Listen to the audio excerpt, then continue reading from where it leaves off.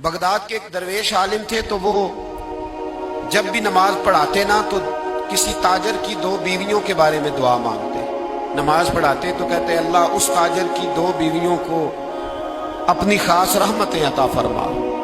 एक दिन लोग उनके गिर्द इकट्ठे हो गए, कहने लगे बाबा जी बताएं तो सही वो बीवियां कौन थी जिनके लिए आप दुआ मांगते। तो फरमाने लगे मेरे शहर का एक ताजर था, बहुत बड़ा ताजर था, मालदार था पर बे औलाद था। उसे बगदाद से मुल्क के शाम जाना पड़ता था तिजारत करने, और कई कई महीने उसे शाम के मुल्क में रहना पड़ता था। उसने इस तरह किया कि वहां भी एक शादी कर ली। अब वो वहां कुछ ज्यादा वक्त गुजारने लगा, मालदार आदमी था, बीवी को मकान भी लेके दे दिया। अब वो जरा देर से आता वापिस, और जब आता भी तो उसके वो वाले अंदाज ना होते जो पहले हुआ करते थे। अब बीवी से बड़ा जासूस भी कोई नहीं होता, उसको तो पहले पता चल जाता है कि माजरा क्या है, उसे बड़ी खबर होती है। वो कहने लगी अब के जब आता जाता है तो इसके हालात कुछ बदले बदले से हैं, माहौल कुछ और है।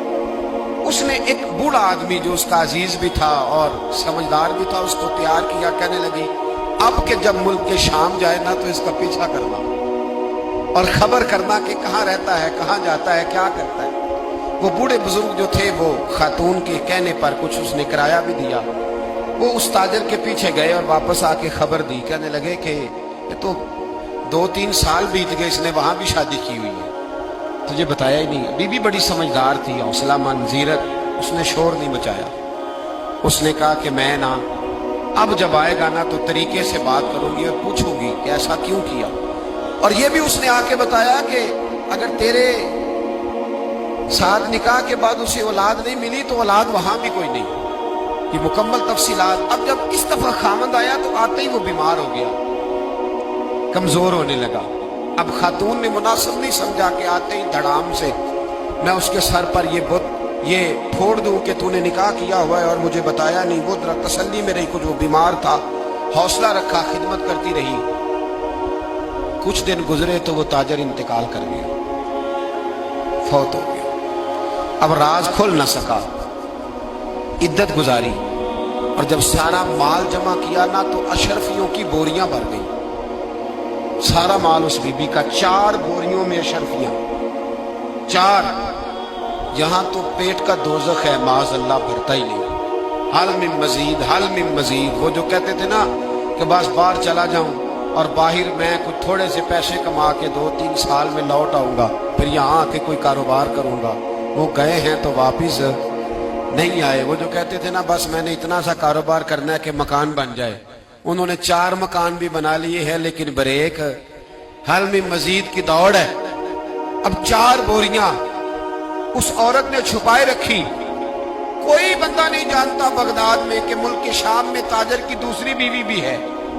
जब वो फारिग हुई तो उसने उस बूढ़े जासूस को फिर बुलाया और 2 बोरियां ऊंट पे रखी, खुद भी साथ बैठी और मुल्क के शाम गई। अल्लाह अकबर। वो बुजुर्ग कहते हैं मैं ऐसे नहीं दुआ करता। उसको जाके कहने लगी मैं अकेली वारिस नहीं हूं, आधे की वारिस तू भी है।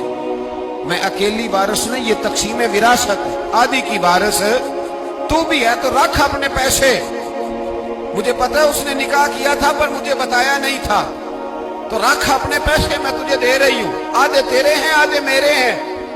उसने नजर उठाई तो रो पड़ी, कहने लगी नहीं अब ये सारे तेरे ही हैं। अगर तू अल्लाह से डरती है तो मैं भी रब से डरती हूँ। अगर तू मुस्तफ़ा करीम का कलमा पढ़ती है तो मैं भी उसी नबी की मानने वाली हूँ।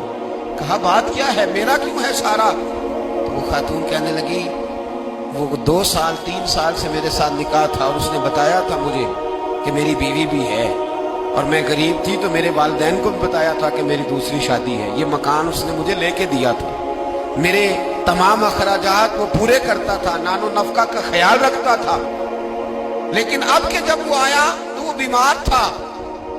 उसने मुझे बताया कि मुझे तबीब ने बताया है कि मैं शदीद बीमार हूं, शायद बच ना सकूं। तो कहने लगी वो मुझे कई लाख रुपए भी दे गया और जाते दफा मुझे तलाक भी दे गया, फारिग कर गया। कहने लगा तू जहां चाहे मेरे बाद निकाह कर सकती है। और कहने लगा मैं चाहता था पहली बीवी को बता दूं, मौका नहीं बना और उसका दिल ना टूटे, बता नहीं पाया, लिहाजा वो मुझे ढेर सारे पैसे दे चुका है, सारा मेरा हिस्सा मुझे पहले से दे चुका है। मेरी बहन اب یہ 4 बोरियों में से 2 मेरी नहीं बल्कि 4 की 4 ही तेरी है, तू ही इसकी हकदार है। तो बुजुर्ग कहते हैं मुझे बताओ जिनके अंदर इस किस्म के तकवे की झलक